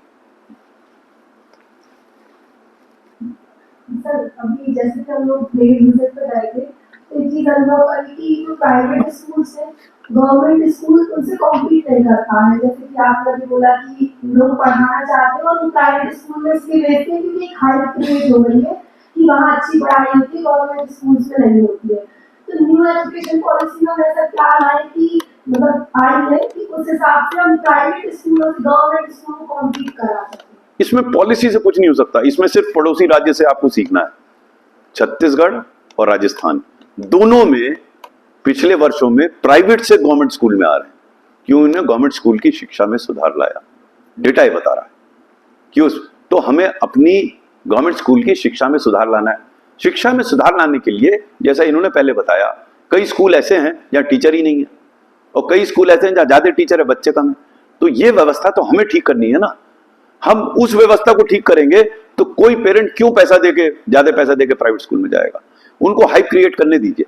जब मैं पढ़ता था स्कूल में तो हमारे टाइम पे गवर्नमेंट इंटर कॉलेज जो था वो सबसे अच्छा माना जाता था। कितने IAS अफसर गवर्नमेंट इंटर कॉलेज के। अब हमने उनका बेड़ा गर्क कर दिया धीरे धीरे करके। अब उसके कई कारण है, राजनीतिकरण हुआ, टीचर्स की सही नियुक्ति नहीं हुई, अनट्रेन टीचर वहां सेलेक्ट करके भेज दिए गए। इस व्यवस्था को ठीक करना पड़ेगा। हमें सरकारी स्कूलों में सुधार लाना पड़ेगा। प्राइवेट जो करना है उसे करने दीजिए, लेकिन एक बार उनको इस समझ में आ जाएगा कि ये स्कूल अच्छी शिक्षा दे रहे हैं और शिक्षक अच्छे हैं। शिक्षक अच्छे इसलिए नहीं भी हैं कि आप बेमन के शिक्षक को वहां पोस्ट कर दे रहे हैं, उसका घर कहीं और है, वो तो भागने के चक्कर में वहां जाने। मैं फिर ये कह रहा हूं, अगर आप लोकल टीचर लेंगे जहां भी संभव हो तो वहां वो ज्यादा अच्छा पढ़ाएगा, क्योंकि वो रिस्पॉन्सिबल होगा लोगों के लिए। वहां उसके माता पिता उससे पूछेंगे, उसी गांव में रहता है शिक्षक, तो उसके ऊपर निगाह रखेंगे मेरे बच्चे को पढ़ा रहा है। क्योंकि कौन माता पिता अपने बच्चों को नहीं पढ़ाना चाहेगा, अच्छा नहीं करना चाहेगा। वो क्यों प्राइवेट स्कूल में भेजता है? क्योंकि वो चाहता है उसको। तो वो दबाव बनाएगा उस शिक्षक पर कि आप स्कूल नहीं गए थे, आप स्कूल जाइए, वो जाएगा। एक मेरे विचार से वो समाधान है उसका। सर एक प्रश्न है कि जैसे कि पहले मॉडर्न स्कूल आए, फिर एक्सीलेंस स्कूल आए, अब CM की, तो हम जो पुराना इंफ्रास्ट्रक्चर उसको अपग्रेड करने के लिए नया इंफ्रास्ट्रक्चर पर फोकस क्यों कर रहे हैं? मेरे विचार से उसकी जरूरत नहीं है। मेरा व्यक्तिगत मत है कि हमें एग्जिस्टिंग स्कूल्स में सुधार का प्रयास करना चाहिए। लेकिन देखिए समस्या क्या आती है, अखबार में क्या छपता है। अगर आप अखबार में वर्तमान स्कूल को सुधारेंगे तो कोई अखबार नहीं छापेगा, और एक नई बिल्डिंग बनाएंगे तो खूब झमाझम छपेगा। अब हमें छपास है तो हम फिर वही करेंगे। तो आधी चीज तो पब्लिसिटी में, बड़ी बड़ी मूर्तियां क्यों बनती हैं, है ना। मेरा ये मानना है, आप 3000 करोड़ की मूर्ति बना दे रहे हैं, वो शिक्षा में लगा दीजिए आप। लेकिन मूर्ति तो तुरंत देखेगी, शिक्षा तो कोई रिपोर्ट ही नहीं करेगा। अब मेरा जब ऑब्जेक्टिव रिपोर्टिंग है, पेपर में क्या छप रहा है, शिक्षा तो कभी छपेगी नहीं। सिर्फ जब पेपर लीक हो जाएगा तभी छपेगी। अच्छी बात शिक्षा की कोई बात ही नहीं करता अच्छी, तो अब फिर कैसे वहां जाएगा। तो हर आदमी व्यक्ति का होता है अनुभव, वो उसी हिसाब से करता है। देखिए इसके संदर्भ में आप लोगों को मैं बताना चाहूंगा, मैंने एक संस्था शुरू की जिसे कहते हैं नेक्सस ऑफ गुड। कल आपके DG साहब से भी चर्चा हुई थी, वो यहाँ एक सेंटर ऑफ नेक्सस गुड बना रहे हैं। नेक्सस गुड क्या है? मेरा ये मानना है कि समाज में बहुत अच्छा कार्य हो रहा है, लेकिन चूंकि इसी समाज में हमें मसाला बहुत पसंद है, हम दूसरे की बुराई करके बड़ा आनंदित हो लेते हैं, खूब क्रिटिसाइज करके आनंदित हो लेते हैं। आप अच्छाई कीजिए, कोई सुनेगा नहीं, ना छपेगा। आप अखबार देखिए, टीवी देखिए, उसमें इसने मारा, इसको पीटा, उसको काटा, अच्छी बात छपती नहीं है। अच्छी बात करने से हम कतराते हैं। हम यूपी में कहते हैं आप बुराई करने से तो आप बड़ा मजा आता है, लेकिन अच्छाई करने में आपको मजा नहीं आता। वो तो हम एक ऑल्टरनेटिव नैरेटिव तैयार कर रहे हैं कि अच्छा काम के बारे में बात करने से आप प्रफुल्लित महसूस करें, और एक ये अभियान के रूप में है। हमारे 17 सिटी चैप्टर हैं, कल बैंगलोर सिटी चैप्टर का हमने चर्चा की। मेरा ये मानना है कि आप ही में से कई अच्छा काम देखते हैं, करते हैं, क्यों नहीं उसकी चर्चा करते, जिससे लोगों को ये विश्वास बने कि अच्छा काम हो सकता है, क्योंकि अच्छा काम हो रहा है। अगर हम ये दिखाएंगे नहीं अच्छा काम हो रहा है, तो अच्छा काम पे विश्वास कैसे बनेगा। तो मेरा ये मानना है कि यहाँ भी कई स्कूलों में बड़ा अच्छा कार्य हो रहा है। कल हमने हम एनुअल नेक्सस अवार्ड देते हैं, तो कल 2 लोगों को हमने जो अवार्ड दिया था उनसे प्रस्तुतिकरण कराया। इतना बढ़िया काम हो रहा है। तो मैं आप सब लोगों से अनुरोध करूंगा कि नेक्सस ऑफ गुड टाइप कीजिए, गूगल पे आप पहुंच जाएंगे, सब सदस्य बनिए उसके। नेक्सस ऑफ गुड 10 सेकंड में बन जाएंगे, आपको उसे नंबर और वो देना है, ईमेल ID। और वहां अगर आप पोर्टल पे जाएंगे, सैकड़ों की मात्रा में आपको ऐसी कहानियां मिलेंगी जिन्होंने अच्छा काम किया है, उससे आप स्वयं प्रेरित होंगे अच्छा काम करने के लिए। अच्छा काम कीजिए, दूसरे अच्छे काम की तारीफ कीजिए, और अच्छा कहीं देखे तो आप स्वयं, चाहे सदस्य हैं नहीं है, आप अपनी स्टोरी उसमें पोस्ट कर सकते हैं। तो हमारा भी एनुअल प्रोग्राम हुआ था, भारत के पूर्व कैबिनेट सेक्रेटरी ने अवार्ड दिया करीब। हम लोगों ने पूरे देश में 24 लोगों को अवार्ड किया, जिसमें से 2 मध्य प्रदेश के थे जो कल जिनको बुलाया था, तो उसको कीजिए। हाँ सर मेरा प्रश्न ये है कि क्या public private partnership model education system में वर्क कर सकते हैं? पब्लिक प्राइवेट पार्टनरशिप ही वर्क कर सकता है, नहीं क्या कर सकता है, नहीं ही वो ही वर्क करेगा। मैं आपको उदाहरण देता हूं, बैठिए।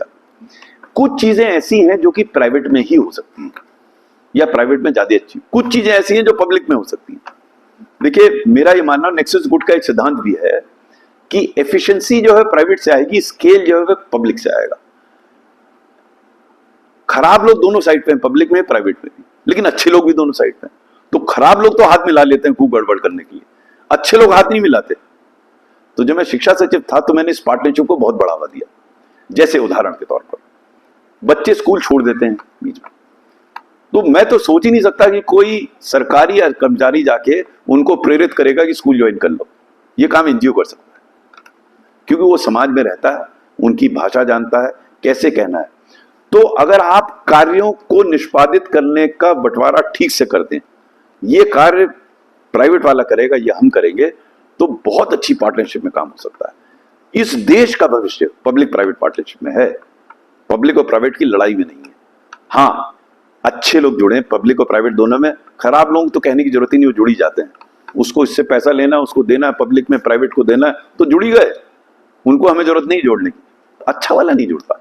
तो नेक्सस गुड के माध्यम से हम क्या करते हैं, और अब ये देशव्यापी अभियान है कि उन लोगों को अच्छे लोग फिर अच्छे से जुड़ते हैं। तो कल क्या हुआ, जो आए थे वो अवार्ड विनर्स, कल एक प्रमुख सचिव भी आई थी यहाँ की, उन्होंने सुना, बड़ी प्रभावित हुई। उन्होंने कहा भाई इस जिले की बजाय इन जिलों में क्यों नहीं करते आप, देखिए हो गया नेक्सस, अच्छा काम बढ़ना शुरू हो गया। तो इस तरीके से काम हो सकता है। ठीक है सर, जैसे कि प्राइवेट स्कूल का हम देखते हैं, जो मॉनिटरिंग होती है, जो कंट्रोल रहता है, प्रिंसिपल का हो या फिर वहाँ पर जो भी वैसा हमारा गवर्नमेंट स्कूल में क्यों नहीं हो पा रहा है? क्योंकि हम देखते हैं टीचर भी बहुत सारे बहुत अच्छे, लेकिन हम एक बार भर्ती करवा देते बच्चों को या फिर एडमिशन करवा देते, साल भर देखते हैं लास्ट की जब वार्षिक एग्जाम की तरफ ध्यान देते। हम क्यों नहीं चाहते कि बच्चे उनके यहाँ 15 दिन 20 दिन बाद देखा जाए या हम एक मॉनिटरिंग व्यवस्था कर दें? तो उससे बहुत बच्चों की इसके एग्जाम्पल्स भी कह रहे हैं। अभी वहाँ राजगढ़ जिले में गए थे, वहाँ एक रीना लाला का एग्जाम्पल थे।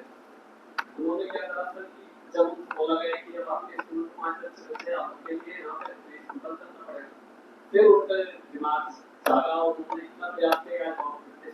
देखिए बहुत नहीं, कंट्रोल नहीं है ये। आप देखिए शब्दों का आप चयन गलत कर रहे हैं। जो उन्होंने किया, उन्होंने ना कंट्रोल किया ना मॉनिटरिंग की। कंट्रोल और मॉनिटरिंग से 57 से हो सकते थे, 5 से 57 प्रेरित किया। देखिए ये शब्द गलत है। हम जब मैं सेक्रेटरी था तो कई बार मुझसे कहा जाता तो मॉनिटर नहीं करते। मैंने कहा मैं कौन होता हूं मॉनिटर करने में? मॉनिटर का मतलब ये है कि मैं आपसे ज्यादा सिद्ध हूं। ये गलत है, धारणा ही गलत है। कौन व्यक्ति, मुझे बताइए, आप लोग सब बैठे हैं, कौन व्यक्ति अच्छा अधिकारी नहीं बनना चाहता? सब बनना चाहते हैं। नहीं, आप बिल्कुल सही कह रहे हैं। देखिए आपने शब्द से गलत चयनित किया, बात आप बिल्कुल सही कह रहे हैं। मेरा यह मानना है कि जितना अच्छा कार्य हो रहा है, जो मुझे बड़ी प्रसन्नता है कि आपने एक अच्छा उदाहरण दिया। हम ऐसे उदाहरण से सीखते क्यों नहीं? हम फिनलैंड से या इंग्लैंड से तो नहीं सीखेंगे ना, वहां व्यवस्था अलग है। या इसी व्यवस्था में उस व्यक्ति ने अच्छा काम किया और वो सफल हुआ। नेक्सस गुड का कार्य है कि इसको हम प्रस्तुत करें बाकी के सामने। अगर वो कर सकता है तो आप में से 90% टाइम पे आ गए, हाँ 10% नहीं आए। मैं इस बात को बार बार क्यों कह रहा हूं?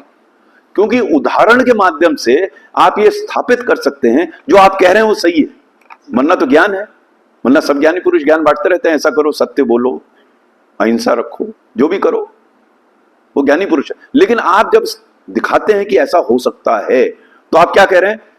क्योंकि ये हो सकता है इसलिए तुम करो।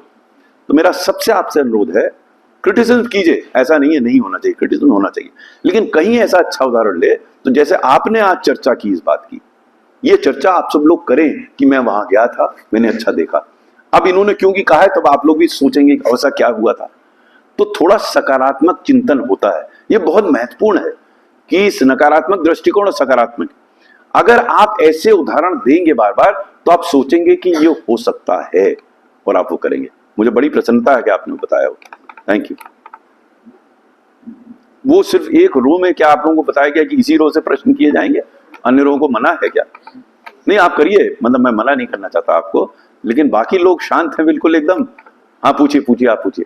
Good afternoon sir. सर मेरा प्रश्न यह है कि नेशनल एजुकेशन पॉलिसी में 3 लैंग्वेज फॉर्मूला दिया गया, बट ड्यूरिंग मेरे जैसे एक चीज जो मैंने रियलाइज करी है कि इंग्लिश को काफी प्रायोरिटाइज कर रहा है और गवर्नमेंट स्कूल्स में जो बच्चों का एनरोलमेंट कम है या फिर जो भी पेरेंट्स है उनका जो रुझान है प्राइवेट स्कूल्स की तरफ, वो इसीलिए क्योंकि इंग्लिश बच्चों को नहीं पढ़ाया जा रहा गवर्नमेंट स्कूल। तो ऐसा कुछ कि ट्रांसफॉर्मेशन हो कि गवर्नमेंट स्कूल्स में इतना ज्यादा प्रायोरिटाइज इंग्लिश को भी किया जाए जितना हिंदी को किया जाता है, तो काफी अच्छा हो जाएगा गवर्नमेंट और प्राइवेट स्कूल्स में। देखिए, इस समाज में एक मुझे जो बड़ी समस्या लगती है कि हम बड़े हिपोक्रिट्स हैं। हम चाहते कुछ हैं, कहते कुछ हैं। मैं दिल्ली में रहता हूं, आज की तारीख में जो सबसे जोश की बात कर रहे हैं इस देश के लिए, सबसे जोश है जो उन्होंने अपने सब बच्चों को यूएस सिटीजन बना दिया है। मैं देखता हूं, नहीं तो वहां सेटल कर दिया। ये हिपोक्रेसी है। और यही जो आप बात करें ये अंग्रेजी के लिए भी है। देखिए, अंग्रेजियत के विरुद्ध रहिए आप, लेकिन अंग्रेजी के विरुद्ध क्यों है? चीन में लोग अंग्रेजी सिखाई जा रही है क्योंकि वो इंटरनेशनल लैंग्वेज है, वो इंटरनेशनल बिजनेस लैंग्वेज है। क्यों नहीं सिखाते हम? आप बात करेंगे तो देश की बात करेंगे। अपने बच्चे को तो अंग्रेजी, हमारे यहाँ मुख्यमंत्री थे यूपी में, वो पूरी सिर्फ इसकी बात करते थे, हिंदी लाओ, हिंदी लाओ। हिंदी बड़ी बढ़िया भाषा हो, हिंदी लानी चाहिए, लेकिन दूसरे भाषा को आप नीचे दिखाने की क्यों कोशिश कर रहे हैं? आप उसको ऊपर में मत जाने दीजिए, लेकिन आप भाषा की उपयोगिता के हिसाब से उसको क्यों नहीं करते? मैं आपसे सहमत हूं, अंग्रेजी सिखाई जानी चाहिए, अंग्रेजियत नहीं सिखानी चाहिए। अंग्रेज अब गए यहां से, जस्टिस साथ ले गए, लॉज इन लॉज और आउटलॉज छोड़ गए, ये कोट छोड़ गए हमारे लिए, टाई छोड़ गए। हम वो टाई, गर्मी हो गई टाई लगाए हुए, मैंने देखा है लोग। आजकल कोर्ट्स में देखिए, वो काला गाउन क्यों पहनता है भैया आदमी इतनी गर्मी में? वो अभी तक नहीं छोड़ पाए कॉलोनियल लीगेसी को, और यहां के बोलेंगे अंग्रेजी हटाओ, अपने बच्चों को अंग्रेजी स्कूल में भेजेंगे। ये जितने बैठे थे इस पॉलिसी में, मैंने सबसे पूछा, सब आए थे, आपके कौन से बच्चे सरकारी स्कूल में पढ़ते हैं बताइए आप, और आप सब ज्ञान बांट रहे हैं सरकारी स्कूल के बारे में। एक का भी बच्चा सरकारी स्कूल में नहीं पढ़ रहा था। ये हिपोक्रेसी है हमारी। तो आप सही कह रही हैं, ये होना चाहिए, ऊपर वाले ने चाह तो होगा। ठीक, बहुत सारी चीजें हैं आप नहीं कर सकते, लेकिन आप चर्चा तो कर ही सकते हैं जी। अब इस रो के बाद तो जा नहीं सकते, इसको हम अंतिम प्रश्न इसलिए बना रहे हैं, मुझे थोड़ा जाना है जरूरी काम से। मैं चाहता तो था, आपके प्रश्न इतने अच्छे हैं, मुझे बड़ा मजा आ रहा है चर्चा करने में जी। तो हम ऐसा कैसे कर सकते हैं कि टीचर को थोड़ा और मोटिवेट करें और ट्रेनिंग दें? क्योंकि सब ने देखा था कि जो स्कूल है वहाँ पे जो डिजिटल पैन है वो तो लगा दिया है, लेकिन टीचर उनसे ट्रेनिंग वो बच्चों को कैसे यूज करके दिखाएं? इसमें काफी काम करने की आवश्यकता है। हमें इस बात पे चिंतन करना होगा कि हम टीचर्स को वाकई कैसे प्रेरित करें। उसका तरीका यह है कि जो प्रेरित टीचर हैं उनसे प्रस्तुतिकरण किया जाए कि तनख्वाह आपको भी उतनी मिल रही है, आप कैसे इतना प्रेरित होकर कार्य कर रहे हैं। ये इसका उत्तर वो देंगे कि उनको किक कहां से मिल रही है। समय कम है, वरना मैं एक उदाहरण देना चाहता था, चलिए मैं दे ही देता हूं, 2-4 मिनट हैं। मैं एक स्कीम चला रहा था, राष्ट्रीय स्वास्थ्य बीमा योजना, ठीक है। वो विश्व में काफी उसकी ख्याति हुई, शुरू में समस्या थी, बाद में बहुत फेमस हुई। तो जब बैरक ओबामा साहब प्रेसिडेंट बने तो उनके एक एडवाइजर का फोन आया मेरे पास, मिस्टर स्वरूप क्या आप वॉशिंगटन आके प्रस्तुतिकरण कर सकते हैं अपनी योजना के बारे में? तो मैंने कहा हमारी योजना बिल्कुल अलग है, हमारी क्या बताएं। बोले नहीं आप आइए, हमें थोड़ी समस्या आ रही है हेल्थ इंश्योरेंस में, हम चाहते हैं समझना आप क्या। तो खैर एक बार मैं जब वॉशिंगटन गया तो वहाँ एक ब्रुकिस इंस्टीट्यूट करके है, वहाँ पे एडवाइजर्स रहते हैं प्रेसिडेंट के, वहाँ मैंने एक प्रस्तुतिकरण किया। प्रस्तुतिकरण के समय उनके सरकार के लोग थे, हमारे मिशन के लोग थे, और आपने नाम सुना, गेट्स फाउंडेशन का नाम सुना है, रॉकफेलर फाउंडेशन, इनके भी सदस्य थे वहाँ पर। तो मैंने प्रस्तुतिकरण किया और बाहर निकल के कॉफी पी रहे थे, तो गेट्स फाउंडेशन ने एक बंदा आया मेरे पास, वो अंग्रेजी में उसने कहा, mister Swaroop you seem to be very passionate about the scheme, what is the government giving you beyond your salary? आप में से भी कई लोग पैशनेट होंगे, सैलरी उतनी मिल रही है जैसे वो टीचर है। तो मैंने कुछ सोचा, फिर उनसे एक प्रश्न किया, मैंने कहा गेट्स फाउंडेशन जो है वो गरीब देशों को, गरीब लोगों के लिए पैसा इतने देती है, वो क्यों देती है, आपको क्या मिलता है? तो उन्होंने कहा well that's our job but more than that we derive a lot of satisfaction in helping poorest of the poor. तो मैंने कहा आपने अपने प्रश्न का उत्तर खुद ही दे दिया। ये जो स्कीम है राष्ट्रीय स्वास्थ्य बीमा योजना, जो आज की तारीख में आयुष्मान भारत है, ये गरीबों के लिए है। इसमें से कई लोगों की मृत्यु हो जाती अगर ये स्कीम नहीं होती। So the good wishes of those that survived and their families come back to me somehow anyhow, that's good enough a kick for me to do what I'm doing. That's a personal.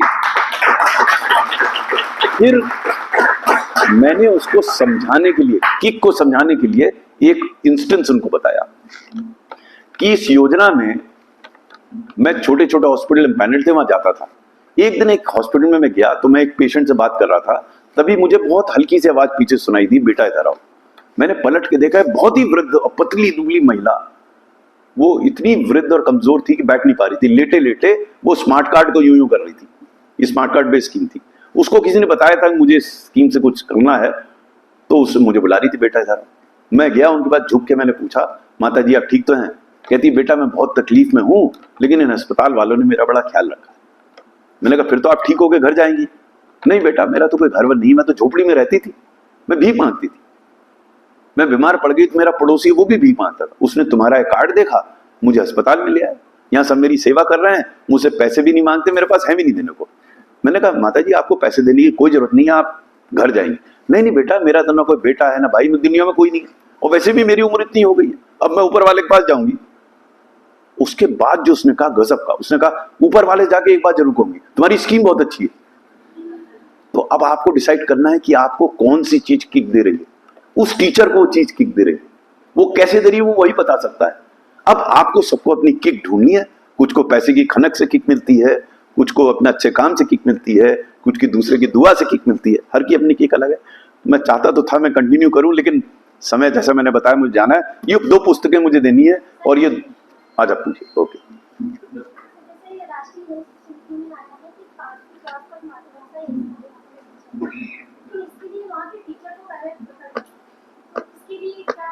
Teacher की training होनी चाहिए, क्योंकि मातृभाषा, देखिए इसका भी research है, ये मुझे बताना चाहिए था।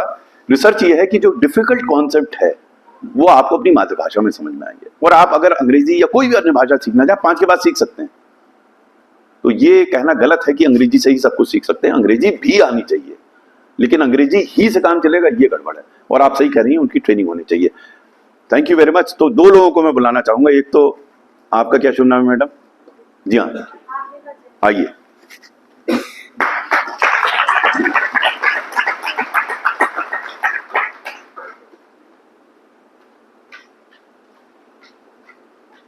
आइए प्लीज आइए।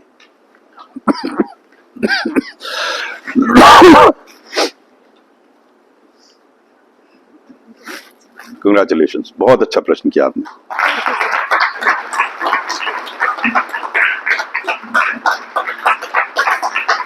और दूसरा आप कैमरा रख के आइए, आपकी है। आइए, बहुत बढ़िया प्रश्न किया आपने। प्रश्न सभी बहुत बढ़िया थे, मेरे लिए कठिन था, इसको दूं बहुत बढ़िया।